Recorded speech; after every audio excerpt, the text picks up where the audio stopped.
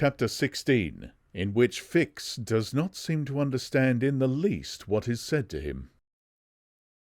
The Rangoon, one of the Peninsular and Oriental Company's boats plying in the Chinese and Japanese seas, was a screw steamer, built of iron, weighing about 1,770 tons, and with engines of 400 horsepower. She was as fast, but not as well fitted up as the Mongolia, and Aouda was not as comfortably provided for on board of her as Phileas Fogg could have wished. However, the trip from Calcutta to Hong Kong only comprised some 3,500 miles, occupying from 10 to 12 days, and the young woman was not difficult to please. During the first days of the journey, Aouda became better acquainted with her protector and constantly gave evidence of her deep gratitude for what he had done. The phlegmatic gentleman listened to her, apparently at least, with coldness, neither his voice nor his manner betraying the slightest emotion. But he seemed to be always on the watch that nothing should be wanting to Aouda's comfort. He visited her regularly each day at certain hours, not so much to talk himself as to sit and hear her talk. He treated her with the strictest politeness, but with the precision of an automaton, the movements of which had been arranged for this purpose. Aouda did not quite know what to make of him, though Passepartout had given her some hints of his master's eccentricity, and made her smile by telling her of the wager which was sending him round the world. After all, she owed Phileas Fogg her life, and she always regarded him through the exalting medium of her gratitude. Aouda confirmed the Parsee guide's narrative of her touching history. She did indeed belong to the highest of the native races of India. Many of the Parsee merchants have made great fortunes there by dealing in cotton, and one of them, Sir Jametsi Jejeebhoy, was made a baronet by the English government. Aouda was a relative of this great man, and it was his cousin, Gigi, whom she hoped to join at Hong Kong. Whether she would find a protector in him, she could not tell, but Mr. Fogg essayed to calm her anxieties and to assure her that everything would be mathematically, he used the very word, arranged. Aouda fastened her great eyes, clear as the sacred lakes of the Himalaya, upon him. But the intractable Fogg, as reserved as ever, did not seem at all inclined to throw himself into this lake. The first few days of the voyage passed prosperously amid favourable weather and propitious winds, and they soon came in sight of the great Andaman, the principal of the islands in the Bay of Bengal, with its picturesque Saddle Peak 2,400 feet high, looming above the waters. The steamer passed along near the shores, but the savage Papuans, who are in the lowest scale of humanity but are not, as has been asserted, cannibals, did not make their appearance. The panorama of the islands as they steamed by them was superb. Vast forests of palms, arex, bamboo, teakwood of the gigantic mimosa, and tree-like ferns covered the foreground, while behind the graceful outlines of the mountains were traced against the sky, and along the coast swarmed by thousands the precious swallow, whose nests furnish a luxurious dish to the tables of the Celestial Empire. The varied landscape afforded by the Andaman Islands was soon past, however, and the Rangoon rapidly approached the Straits of Malacca, which gave access to the China Seas. What was Detective Fix, so unluckily drawn on from country to country, doing all this while? He had managed to embark on the Rangoon at Calcutta without being seen by Passepartout, after leaving orders that, if the warrant should arrive, it should be forwarded to him at Hong Kong, and he hoped to conceal his presence to the end of the voyage. It would have been difficult to explain why he was on board without awakening Passepartout's suspicions, who thought him still at Bombay. But necessity impelled him, nevertheless, to renew his acquaintance with the worthy servant, as will be seen. All the detective's hopes and wishes were now centred on Hong Kong, for the steamer's stay at Singapore would be too brief to enable him to take any steps there. The arrest must be made at Hong Kong, or the robber would probably escape him forever. Hong Kong was the last English ground on which he would set foot.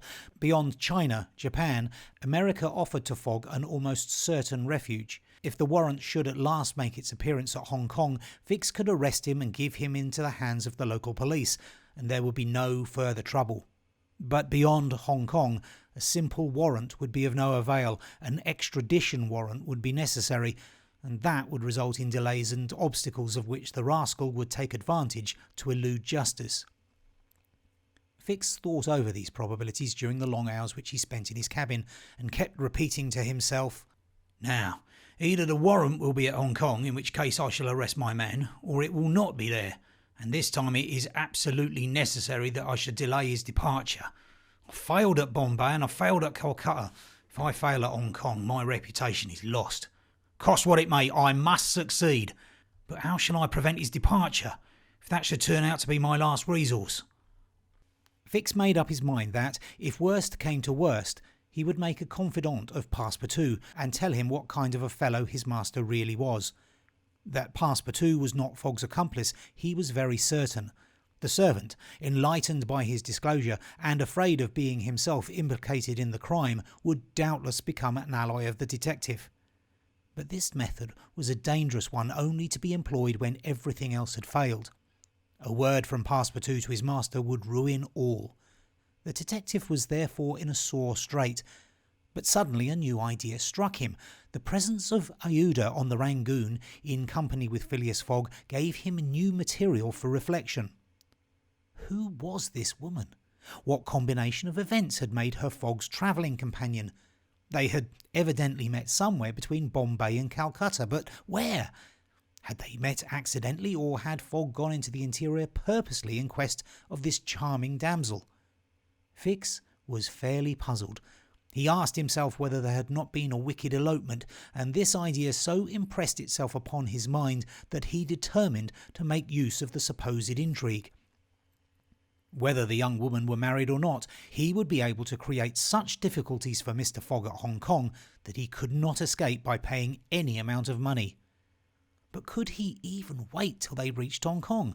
Fogg had an abominable way of jumping from one boat to another, and before anything could be effected, might get full under way again for Yokohama. Fix decided that he must warn the English authorities and signal the Rangoon before her arrival. This was easy to do, since the steamer stopped at Singapore, whence there is a telegraphic wire to Hong Kong. He finally resolved, moreover, before acting more positively, to question Passepartout.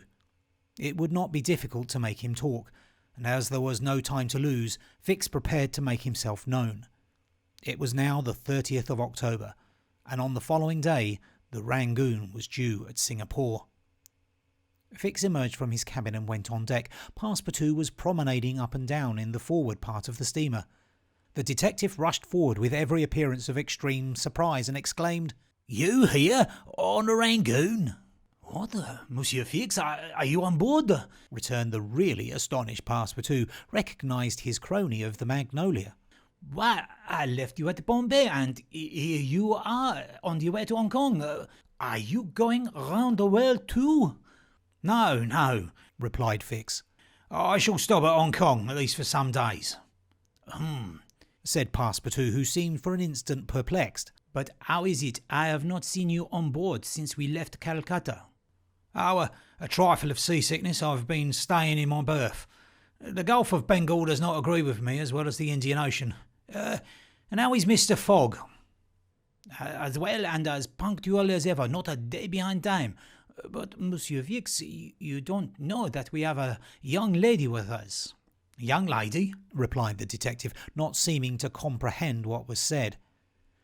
Passepartout thereupon recounted Aouda's history, the affair at the Bombay Pagoda, the purchase of the elephant for £2,000, the rescue, the arrest and sentence of the Calcutta court, and the restoration of Mr. Fogg and himself to liberty on bail. Fix, who was familiar with the last events, seemed to be equally ignorant of all that Passepartout related, and the latter was charmed to find so interested a listener. "But does your master propose to carry this young woman to Europe?" "Not at all. We are simply going to place her under the protection of one of her relatives, a rich merchant at Hong Kong." "Nothing to be done there," said Fix to himself, concealing his disappointment. "A glass of gin, Mr. Passepartout." "Willingly, Monsieur Fix. We must at least have a friendly glass on board the Rangoon."